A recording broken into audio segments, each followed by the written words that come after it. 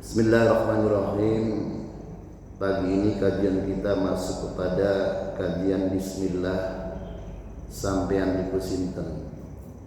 Jadi kajian ini untuk memperluas wawasan kita dan juga nanti kita tahu, sehingga kita tahu historis, tahu sejarah, tidak mudah menyalahkan orang, dan kita akan berpikir dan berwawasan luas.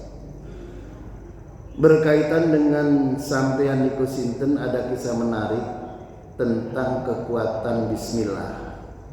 Kekuatan Bismillah yang luar biasa, yang orang kalau membaca Bismillah mendapatkan perlindungan dan mendapatkan keberkahan. Kajian ini disampaikan oleh Syekh Badi'uzzaman Said Nursi. Syekh Badi'uzzaman Said Nursi ini ulama Turki. Dalam kitab Al-Kalimat, beliau mengilustrasikan kekuatan Bismillah yang luar biasa itu dalam konteks kisah kekinian. Jadi ulama-ulama dulu sudah banyak, seperti di dalam kitab An-Nawadir ada kisah Bismillah, dan juga dalam hal-hal yang lain. Kali ini Syekh Badi'uzzaman mengemukakan kisah konteks Bismillah dengan konteks kekinian. Beliau di dalam kitabnya mengatakan, fa in kunta raghibatan fi idraki mada ma fi Bismillah. Jika engkau ingin mengetahui sejauh mana kekuatan Bismillah yang luar biasa, mengilustrasikan Bismillah, ma fi Bismillah. Jika engkau ingin tahu apa yang ada di dalam Bismillah, kekuatannya, keberkahannya, min quwwatin hailatin la tanfudu wa madama fiha min barakatin wasi'atin la tandubu. Jadi kekuatan Bismillah, kata Syekh Badi'uzzaman Ad-Nursi, itu sangat luar biasa. Karena itu beliau kemudian fastami'i ila hadhil hikayah tamthiliyah al-qasirah.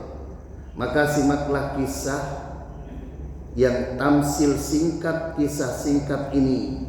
Hadirin kaum muslimin rahimakumullah. Dulu ada seorang Baduy yang hidupnya nomaden. Hidup nomaden itu artinya hidup secara berpindah-pindah, mengembara di padang pasir, dan harus berafiliasi dengan pemimpin kabilah, serta harus berada dalam perlindungan agar terbebas dari gangguan orang jahat, agar bisa menunaikan pekerjaan dan bisa mendapatkan berbagai kebutuhan. Jika tidak berlindung pada pemimpin besar, maka orang itu akan mudah celaka. Hadirin kaum muslimin rahimakumullah. Jadi Syekh Badi'uzzaman Ad-Nursi itu mengilustrasikan kalau orang membaca Bismillah sama dengan orang mendapatkan perlindungan. Di sini ada dua kisah. Kisah seorang yang pertama orang yang rendah hati, yang kedua orang yang sombong. Orang yang rendah hati menisbatkan dirinya kepada penguasa.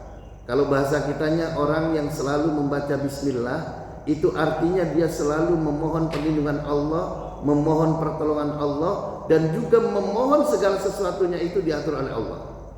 Beda dengan orang yang sombong, dia menisbatkan kepada dirinya adalah orang yang kuat, tidak perlu perlindungan dari siapapun, tidak perlu bantuan dari siapapun. Hadirin kaum muslimin rahimakumullah. Di dalam perjalanan nomadennya itu, jadi di padang pasir itu, orang bercocok tanam, nanti berpindah, tinggal di situ, nanti berpindah. Ketika si sombong itu adalah kemudian dia nomaden, maka kemudian dia itu di perjalanannya itu menemukan musibah.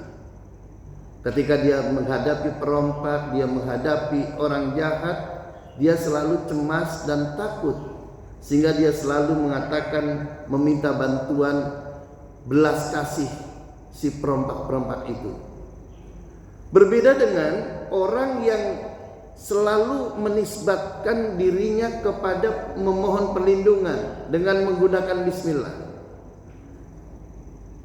Si rendah hati yang selalu menggunakan bismillah itu ibaratnya ketika dia di dalam perjalanan, dia itu ketika berjalannya itu seperti dia menggunakan bendera penguasa. Ketika di tengah perjalanan dia ketemu perompak, melihat bahwa dia itu ada bendera penguasanya dalam perlindungan penguasa, perompak, perampok, pembegal itu tidak berani. Kalau dia sampai mencelakakan orang itu, maka berarti dia berhadapan dengan penguasa. Nah, ini sebuah kisah singkat yang diilustrasikan oleh Syekh Badi'uzzaman An-Nursi. Orang yang membaca bismillah dan orang yang tidak membaca bismillah bagaikan orang yang mendapat perlindungan dan orang yang tidak mendapat perlindungan. Karena itu apa? Bagi kita, maka jangan sampai kita itu tidak membaca bismillah insya Allah. Hadirin kaum muslimin sidang subuh.